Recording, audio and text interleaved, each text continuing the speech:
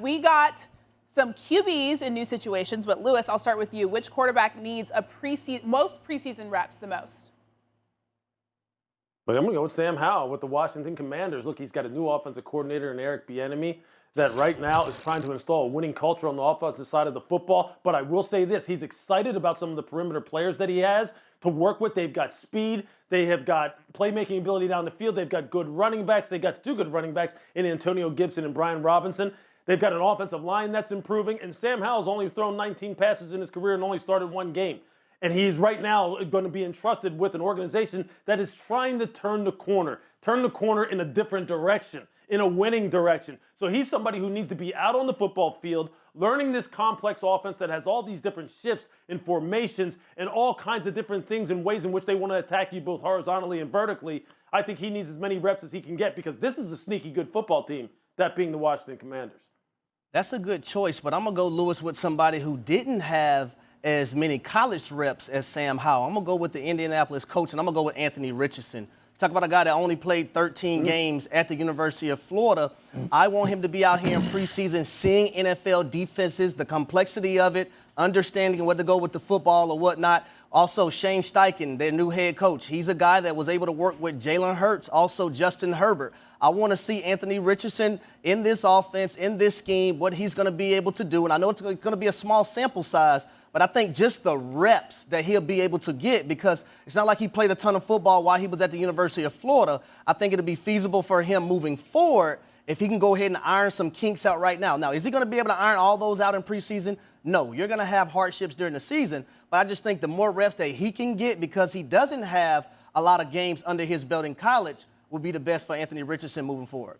Okay, we got Harry versus Sam Acho next. Over the weekend, we got Giants-Lions preseason action with both teams having quarterbacks in Jared Goff and Daniel Jones that had a good year last year, but Harry, who is more likely to continue that success this season? I'm going to go with Jared Goff. We're talking about a guy in the last 10 games in 2022 finished 8-2. And also, he played amazing from the quarterback position.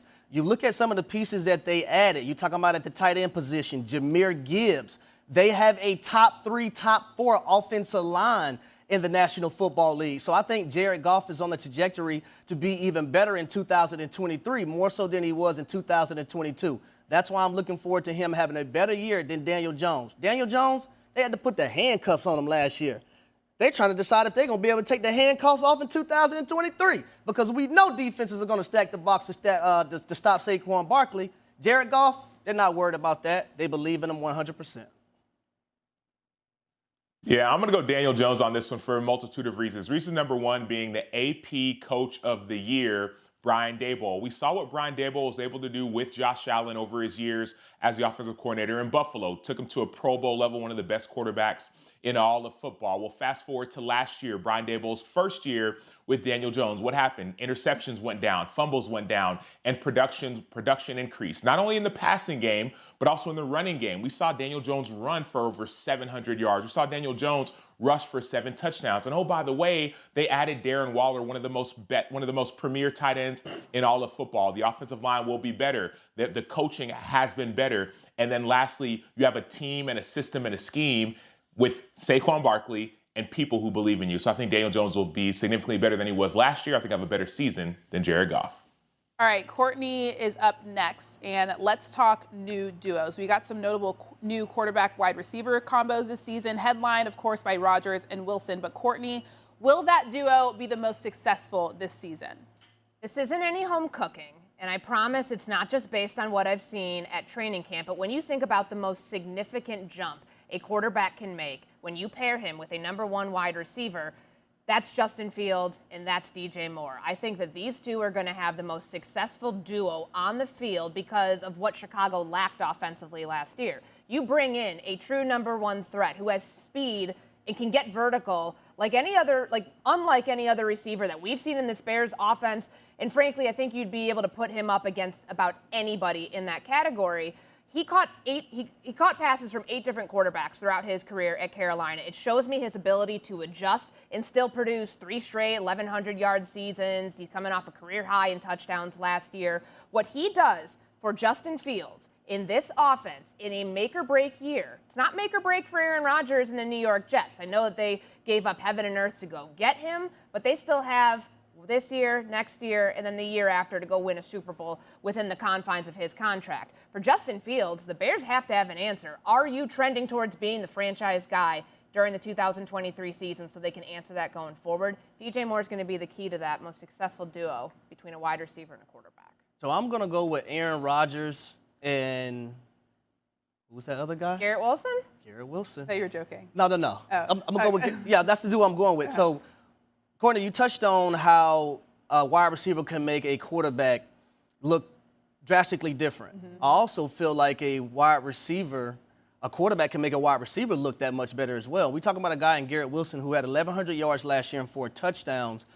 With these 3 quarterbacks, Streveler, Mike White, and Zach Wilson, neither one of those guys completed in the 60th percentile when completing passes last year during football games. So now you're bringing a guy named Aaron Rodgers and a guy that sits over in that seat right there.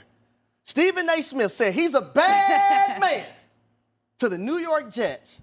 I think that's going to be a major, major upgrade. You talk about a guy who's a 4-time MVP award winner. He has won a Super Bowl. The 2 years that he won the last 2 back-to-back MVP awards, he threw 85 touchdowns to 9 interceptions. So now he's going to have competent play at the quarterback position. So how much better would Garrett Wilson be now that Aaron Rodgers is throwing him the football and not Zach Wilson, not Streveler, not Mike White? Oh, of I course. think it's going to be a major jump. And he won Offensive Rookie of the Year with all 3 of those quarterbacks throwing him the ball. So I'm very much in alignment with you that he can take his game to the next level. Do you agree with Mike T and think the Chiefs need Chris Jones to return to the Super Bowl? They do. And I'm not really sure how they got here on a defense that has guys on so many rookie contracts. And it felt like a month ago we were at a point that it was a matter of when, not if, Chris Jones and the Kansas City Chiefs were going to agree to a deal that makes him the highest interior defensive lineman in the NFL. He's on a Hall of Fame trajectory right now. He just turned 29 years old. By the time his career is over, even if he played 2-3 more seasons, he could finish with 90 sacks. That's incredible for an interior defensive lineman. And to Mike T's point, when you have this many good quarterbacks that you face in your division alone, in the AFC West with Justin Herbert at the very top of that list, and then across the NFL, what do? You want to keep a quarterback high in the pocket so your guys on the edge can do the work. Chris Jones is the catalyst to that. There's nobody that comes even close to the production that Chris Jones has in this Kansas City defense, and losing him has this team take a step back defensively at a time where they truly can't afford it, given their schedule, given the fact that they are the hunted, and they have been the hunted and will remain the hunted as Super Bowl contenders. Don't take away your best defender, because there's going to be somebody else out there. Like, if he really wanted to put pain and inflict it on the Kansas City Chiefs, he could request a trade like that and get Aaron Donald type money. Somebody would end up paying him for that. I don't know exactly the compensation, because we did see Jalen Ramsey go for a 3rd, Aaron Rodgers go this offseason for a 2nd, but he could get paid by somebody else if the Kansas City Chiefs are just willing to sit this one down pat for now and see how long it takes for somebody to blink. Now, don't get me wrong. I love everything that Chris Jones brings to the table. You talk about a guy from the defensive tackle position that is rangy, can move around, do a lot of different things, can be a force of nature against opposing teams' offenses. But who do the Kansas City Chiefs have at the quarterback position? Who do the Kansas City Chiefs have at the quarterback position? Patrick Mahomes. When all things go wrong, Mahomes, I believe in. Who is Patrick Mahomes throwing the football to? Travis Kelce. Who is the best coach in the National Football League currently at this moment? Andy Reid. So as long as you have Andy Reid and Patrick Mahomes, in my opinion, I think the Chiefs are going to be able to contend year in and year out. Now, we talked about that defense and how young they are. I think one of the beneficial things for the Kansas City Chiefs last year is when a lot of people thought they weren't going to be able to do what they did a season ago, and all those young guys got that experience. So now they're coming into a season this year with that experience that a lot of people thought that they weren't going to be able to have a season ago. So I'm going to say the Kansas City Chiefs still does have an opportunity. Now, don't get me wrong, Courtney. It will be a huge blow if you don't have Chris Jones out there because he does mean a lot to this defense and this football team. But Patrick Mahomes, the best player in the National Football League, is the quarterback for the Kansas City Chiefs who won the Super Bowl last year, the same guy who's won 2 MVPs and also led this team to 5 straight AFC Championship games, 3 Super Bowl appearances, and 2 Super Bowl wins. So that's why I think the Kansas City Chiefs still have an opportunity because they have Patrick Mahomes, number 1, and the best coach in football right now, Andy Reid. And I'll say this, too, just to piggyback on what Harry says. I would say they still have a chance even without Chris Jones because of this. Courtney, your point is a good one. All the stats and all the numbers, like they matter. But it sounds similar to what we talked about last year when Tyreek Hill left. Man, how is this team going to overcome all these other quarterbacks, all these other offenses? There's so much competition. But then everything Harry just said, quarterback, coach, receiver, add young receivers, Sky Moore, tight end, etc. Like all of a sudden, that's all set. But even I think a deeper point is this, and Harry touched on it. The experience that happened last year. So no Chris Jones, and I get it, 15.5 sacks on the interior, like he's a dominant force to be reckoned with. But what happened also last year? George Karlaftis, the first-round pick, number 1 overall pick, for 32nd pick, but first round, last year started every single game, was second on the team in sacks. What has he been doing all offseason? He's been training with one of the other greats in Kansas City Chiefs defensive line history, Tamba Hali, trying to get that game even better. What else did the Chiefs do in this offseason? Well, they went and they drafted another first-round pick, Felix Anudike-Uzomah out of Kansas State, Big 12 Defensive Player of the Year, first-round pick again to help replace that production that you might lose on the defensive front. Then what else did Kansas City do in this offseason, right? And I think they're still going to go back and try and get Chris Jones. I'm not saying they're replacing him, but they went and brought some help. You bring Charles Omenihu, defensive tackle, interior lineman, who was a part of that number 1 vaunted San Francisco 49ers defense last year and the year before, made big-time plays in big-time moments. And so I think the resounding point is this. Can the Chiefs make it back to the Super Bowl without Chris Jones? Yes. Will it be difficult? Absolutely. Do they want him back? Of course they do. But I think that to sit here and say they can't do it because of X, Y, and Z, or this quarterback or that quarterback or this defense or that defense, I believe is asinine based off what we saw last year with Kansas City losing a huge part of what we thought was so important to their offense, and they still made it far in winning a Super Bowl. So that's my position on this topic. And which quarterback do you think will have the best bounce back season? I think it's going to be the one that missed 700 games over the last 2 seasons. I think it's going to be Deshaun Watson. Last year, had 7 touchdowns and 5 picks. And I get it. He only played the last 6 or 7 games of the season, but he struggled. He looked rusty. He really did look like a shell of himself is what we saw when I was watching Deshaun Watson. We were all watching, anticipating what he was going to look like. And you could tell that he hadn't played football for a very long time. But what has he had? He's had those 6 games. He's had an entire offseason.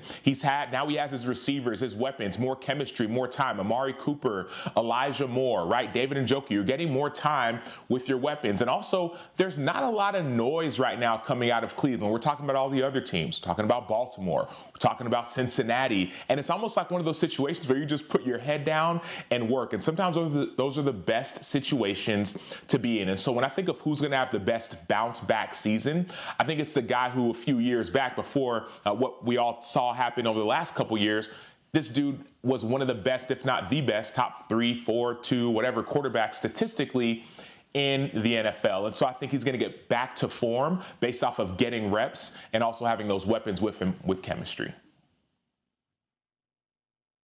Courtney? At the end of last season, when Russell Wilson was downloading what went wrong, and he had his final press conference, and Broncos country, let's ride, that was so far out the window. He looked like a shell of himself too, Acho. And I look at him questioning, where's that guy at? I don't think he forgot how to play quarterback with Nathaniel Hackett as his head coach for 15 games last year. I think they brought in the right play caller and right offensive mind in Sean Payton to give Russell Wilson the step in the right direction that he needs, really the shove in the right direction that he needs to get back on track. One thing I think is really interesting this offseason, they talked about having Russ use his legs more. We saw that part of his game that made him so magical as a quarterback in Seattle, the whole let Russ cook thing That went away last year. They took away all of the things that made him a great quarterback. They didn't protect him well. The routes didn't time up correctly, so Russ looked rushed going through his progressions. Now that you have a play caller whose offense relies on the quick slant, the out, and then the kill shot with play action involved, all of those opportunities are going to bring back the best version of Russell Wilson that we saw that got the big contract when Denver decided to make that franchise-altering move to go get him in 2022. I just find this marriage, and it's not saying that Deshaun Watson isn't going to find a bounce-back year this year. There are a lot of people in Cleveland right now that are hedging their careers on making that happen. I don't know if the fit offensively will work as well for Deshaun Watson as the fit offensively with Sean Payton and the system that he's going to envelop Russell Wilson with. I think the results you're going to see in Denver will show you the Russ that we knew, even at 34 years old, didn't go anywhere. He's just adapting into a different form and getting back to the form that made him so great and put him on that Hall of Fame trajectory in the first place. See, both of y'all chose guys that have to get back to form, right? The person I'm going to choose, the last time we seen him play football, the Baltimore Ravens was sitting in a nice position. That's Lamar Jackson. You go all the way back to 2021. Before Lamar Jackson got hurt, they were the number one team in the AFC. The conference, last year in 2022, before Lamar Jackson got hurt, they were the best team in the AFC North. And we heard all the rumblings about when the Baltimore Ravens played the Cincinnati Bengals in the playoff game. Man, if we would have had Lamar Jackson, we definitely would have won that game. They still could have won that game with Huntley at quarterback if it wasn't for a few or that turnover at the end where the defensive lineman took it back for a touchdown. But you're talking about a guy now who's going to start the season with his running back, J.K. Dobbins, and his offensive lineman, Stanley. Those are two guys who didn't start the season with him a year ago. Now those guys are going to be healthy, be able to be there with him from the start of the season. Also, you look at the changes that the Baltimore Ravens have made around their offensive system. You bring in a guy in Todd Monken who's had a lot of success the last few years at the University of Georgia. They're not going to stray away from the run game. That's still going to be their baseline. But what do they have better now? I say weapons. You look at Odell Beckham Jr. You look at Zay Flowers. You still have Mark Andrews. You still have Isaiah Likely. Rashad Bateman, they're expecting him to be healthy or more healthier this season. So now he has something that a lot of these other young quarterbacks has had. Josh Allen, Patrick Mahomes, Justin Herbert. All these guys have had weapons. Jalen Hurts. You look at Trevor Lawrence. Now Lamar Jackson has an opportunity to have those guys. So when I look at all that put together, Lamar Jackson is primed for a season where he could potentially actually win the MVP if he just remains healthy. So that's why I'm going with Lamar Jackson in those regards. Thanks for watching ESPN on YouTube. For live streaming, sports, and premium content, subscribe to ESPN+.